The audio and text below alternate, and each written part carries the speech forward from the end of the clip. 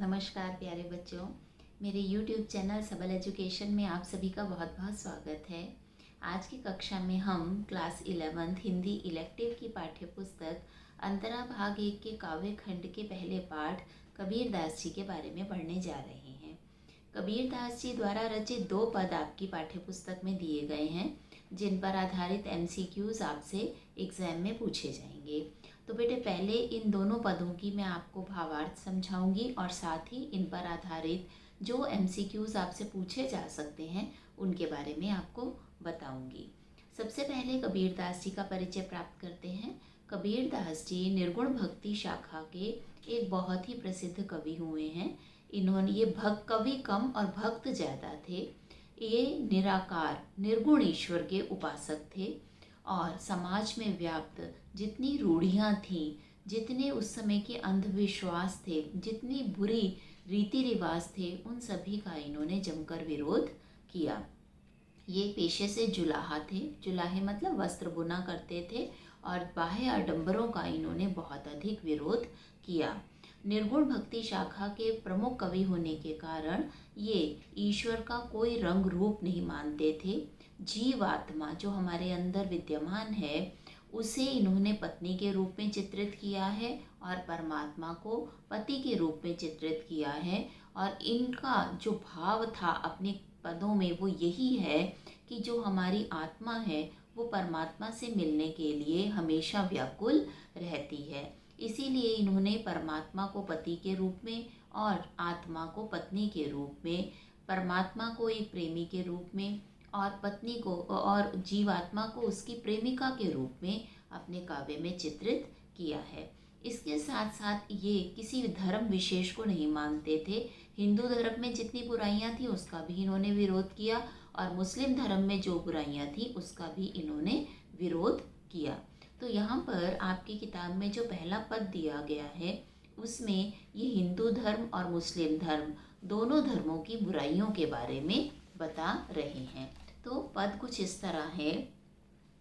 अरे इन दोहन राह न पाई, हिंदू अपनी करे बढ़ाई, गागर छुवन न देई, बैस्या के पायंतर सोवे यह देखो हिंदुआई, मुसलमान के पीर औलिया मुर्गी मुर्गा खाई, खाला केरी बेटी ब्याहे गरही में करे सगाई, बाहर ते एक मुर्दा लाए धोए धाए चढ़वाई, सब सखियाँ मिल जेवन बैठी घर भर करे बढ़ाई, हिंदू की हिंदुआई देखी तुर्कन की तुर्काई, कहे कबीर सुनो भई साधो कौन रहा वह जाई। अब इस पद में सबसे पहले वो कहते हैं अरे इन दोहन राह न पाई, इन दोनों ने सही मार्ग को प्राप्त नहीं किया है। दोनों कौन? हिंदू भी और मुसलमान भी। हिंदू अपनी करे बढ़ाई, हिंदू लोग अपने धर्म की बहुत बड़ाई करते हैं, लेकिन क्या करते हैं? छुआछूत को इतना मानते हैं कि गागर छुवन न दे, अपनी पानी के घड़े को किसी को छूने नहीं देते हैं। जबकि ईश्वर ने सभी जीवों को बराबर का बनाया है, सभी मनुष्यों को एक समान बनाया है, लेकिन हिंदू लोगों ने जाति पाति का भेदभाव खड़ा कर दिया है। वैश्या के पाय अंतर सोबे, वैसे तो ये दूसरी स्त्री के पास जाकर सोते हैं। यह देखो हिंदुआई, यह इनकी हिंदुत्व है, चरित्र इनका अच्छा नहीं है। मुसलमान के पीर औलिया मुर्गी मुर्गा खाई, अब मुसलमान लोगों की क्या बुराई बताई है कि उनके जो पीर पैगंबर हैं, धर्म गुरु हैं, वो क्या करते हैं? जीव हत्या करते हैं, मुर्गी मुर्गा को मारकर खाते हैं। खाला केरी बेटी ब्याहे, और उनके धर्म में क्या बुराई है? अपने घर की लड़कियों से ही विवाह कर लेते हैं।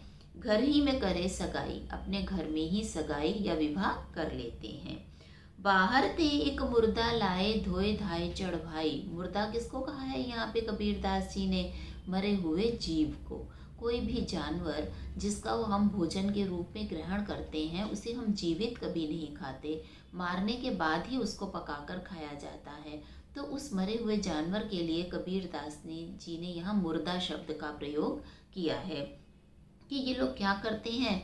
बाहर से एक मुर्दा ले आते हैं खरीद कर और उसे धो धाकर हंडिया में कढ़ाई में चढ़ा देते हैं। सब सिखियाँ मिल जेवन बैठी। फिर जब घर की सब स्त्रियाँ मिलकर जीवने, जेवन मतलब खाना खाने, जीवने बैठती हैं तो अपने अपने घरों की बड़ी प्रशंसा करती हैं, जबकि कबीरदास जी को इसमें प्रशंसा जैसी कोई बात दिखाई नहीं देती। हिंदुन की हिंदुवाई देखी।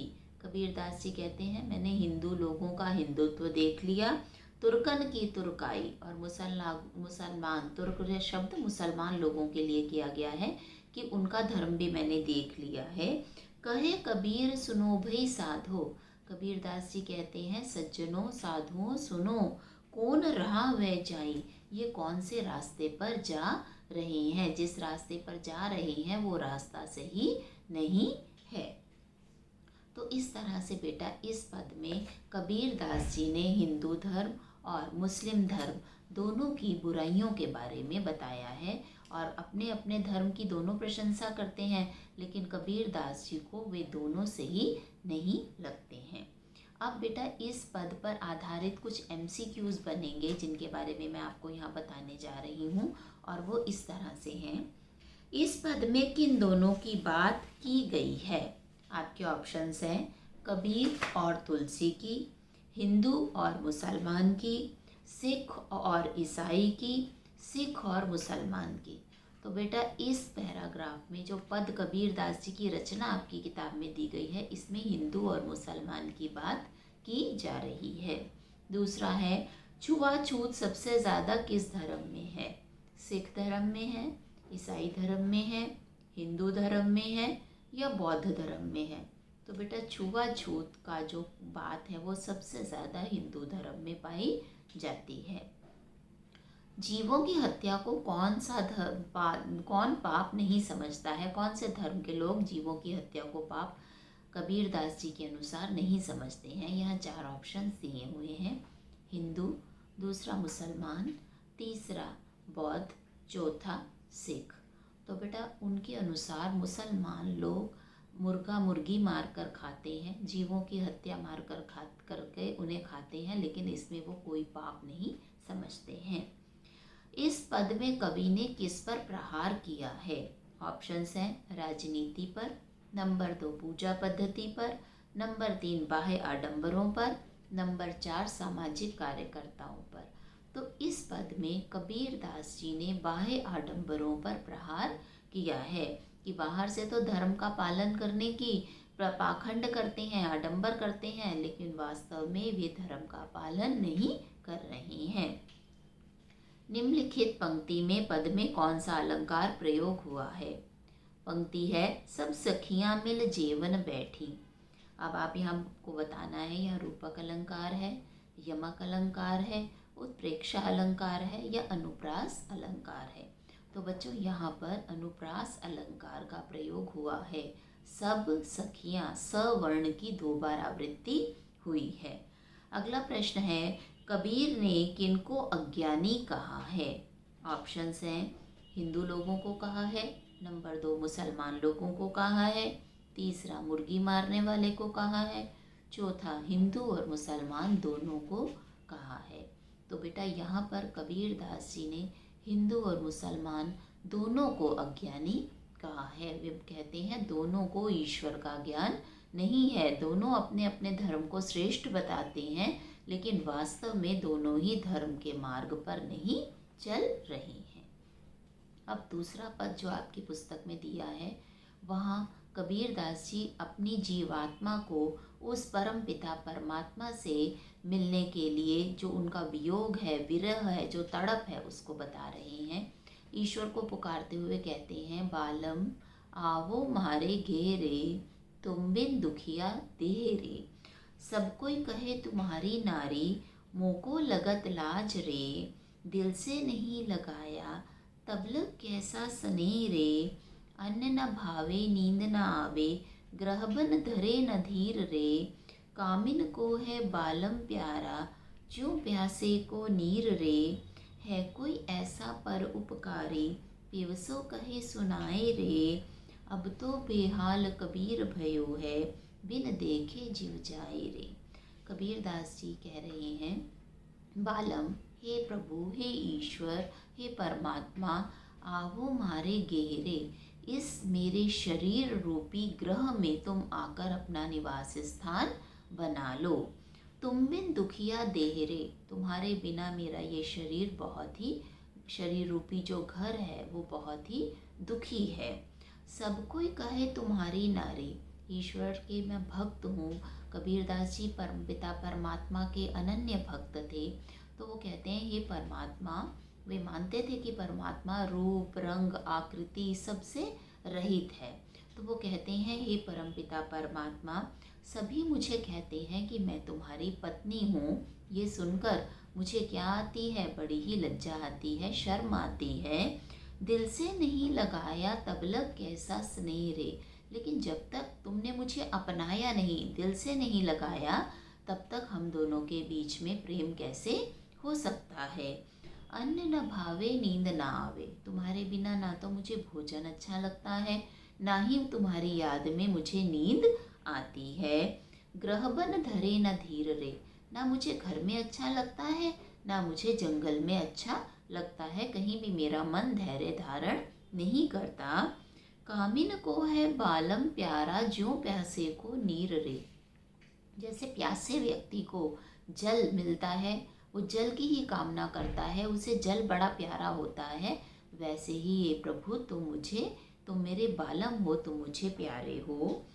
है कोई ऐसा परोपकारी, कबीरदास जी कहते हैं इस दुनिया में कोई ऐसा परोपकारी व्यक्ति है जो मुझ पर उपकार करे और विवसो कहे सुनाए रे, और मेरा संदेश मेरे प्रियतम परमात्मा को ले जाकर सुनाए। उनसे जाकर क्या कहे, अब तो बेहाल कबीर भयो है, अब कबीर तुम्हारे बिना बेहाल हो गया है। बिन देखे जीव जाए रे, तुम्हें देखे बिना वह जीवित नहीं रह सकता। तो इन पंक्तियों में, इस पद में कबीर दास जी ने अपनी विरह व्यथा को बताया है कि ईश्वर के वियोग में उनकी आत्मा कितनी दुखी है।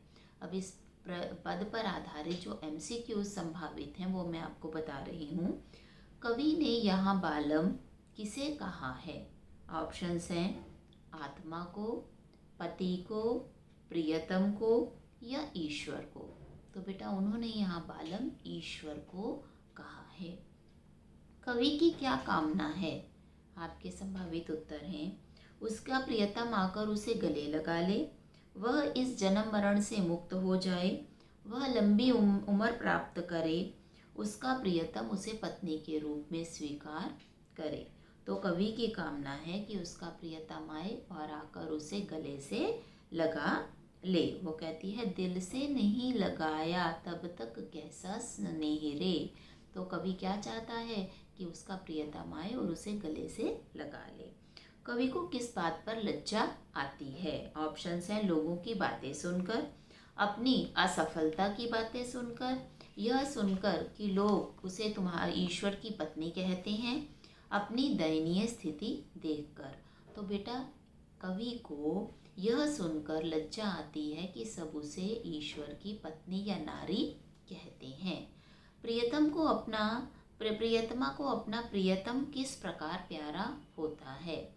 ऑप्शंस हैं जैसे मोर को बादल, जैसे किसान को वर्षा, जैसे चकोर को चंदा, जैसे प्यासे को नीर। तो यहाँ पर कबीरदास जी ने कहा है प्रियतमा को अपना प्रियतम वैसे ही प्यारा होता है जैसे प्यासे को पानी प्यारा होता है। कबीरदास जी को कैसे परोपकारी की तलाश है? ऑप्शंस हैं जो लोगों का कल्याण करे, जो लोगों को ज्ञान दे सके, जो लोगों का दुख दर्द बांट सके, या जो उनकी विरहणी आत्मा को परमात्मा से मिला दे। तो कबीरदास जी को ऐसे व्यक्ति की तलाश है जो उनकी विरहणी आत्मा को परमात्मा से जाकर मिला दे। इसके बाद है कवि को अन्न अच्छा क्यों नहीं लगता है और नींद क्यों नहीं आती है? ऑप्शंस हैं क्योंकि वे बीमार हैं, क्योंकि उन्हें बिना अन्न के नींद नहीं आती, क्योंकि उनके घर में अन्न नहीं है, क्योंकि वह परमात्मा के विरह में तड़प रही हैं। तो सही उत्तर है उन्हें नींद नहीं आती, अन्न अच्छा नहीं लगता। क्यों? क्योंकि वो परमात्मा के विरह में तड़प रही हैं। बालम आवो म्हारे गेहरे, इस पंक्ति में कवि ने किसका आह्वान किया है? श्री राम का, इंद्र देवता का, श्री कृष्ण का या परमात्मा का? तो इस पंक्ति में बालम शब्द को बालम आवो मारे गेहरे यह कहकर कबीर दास जी ने परमात्मा का आह्वान किया है। कामिन को है बालम प्यारा ज्यों प्यासे को नीर रे से कवि का क्या अभिप्राय है? ऑप्शंस हैं, स्त्री को अपना पति अच्छा लगता है, प्यासे को पानी अच्छा लगता है, भक्त को केवल भगवान की इच्छा होती है, भूखे पेट भजन नहीं होता है। तो सही उत्तर है कि भक्त को केवल भगवान की चाह होती है। बाकी तो सब उदाहरण दिए हैं कबीरदास जी ने। उदाहरण के द्वारा वो ये कहना चाह रहे हैं कि जैसे खाना, जिसको भूख लगी है उसे भोजन प्यारा होता है, जिसे प्यास लगी है उसे पानी प्यारा होता है, लेकिन भक्त को केवल भगवान के दर्शन की चाह होती है। कबीर ने ईश्वर के साथ अपना क्या संबंध जोड़ा है? आपके ऑप्शंस हैं, अटूट संबंध, नंबर 2 पति पत्नी का संबंध, तीसरा गुरु शिष्य का संबंध, चौथा बहन भाई का संबंध। तो उन्होंने ईश्वर के साथ पति पत्नी का संबंध जोड़ा है। अपनी जीवात्मा को उन्होंने पत्नी माना है और ईश्वर को उसका पति माना है। कबीर के दुख कब दूर हो सकते हैं? आपके ऑप्शंस हैं, जब उसके देव आकर उसे दर्शन देंगे, जब उसकी गरीबी मिट जाएगी, जब उसे पीने के लिए पानी मिल जाएगा, जब उसके प्रियतम आकर उसे हृदय से लगा लेंगे। तो सही उत्तर है, उसका दुख तभी मिटेगा जब उसके प्रियतम उसे आकर गले से लगा लेंगे। कामिन को है बालम प्यारा ज्यों प्यासे को नीर रे, इस पंक्ति में कौन सा अलंकार प्रयोग हुआ है? आपके ऑप्शंस हैं, रूपक अलंकार, यमक अलंकार, श्लेष अलंकार या उपमा अलंकार। तो बेटा इस पंक्ति में उपमा अलंकार प्रयोग हुआ है। अगला क्वेश्चन है, कबीर ने किस राह की ओर संकेत किया है? आपके ऑप्शंस हैं, सीधी राह की ओर, उल्टी राह की ओर, टेढ़ी राह की ओर या आध्यात्म की राह की ओर। तो कबीर दास जी ने इस पद में आध्यात्म की राह की ओर, भक्ति की राह की ओर संकेत किया है। तो इस तरह से बेटा इन दोनों पदों पर आधारित जितने MCQ संभावित बन सकते थे उन्हें मैंने इन वीडियो में समझाने का प्रयास किया है। अगर आपको वीडियो अच्छा लगे तो मेरे चैनल सबल एजुकेशन को सब्सक्राइब करें, लाइक करें और शेयर करें।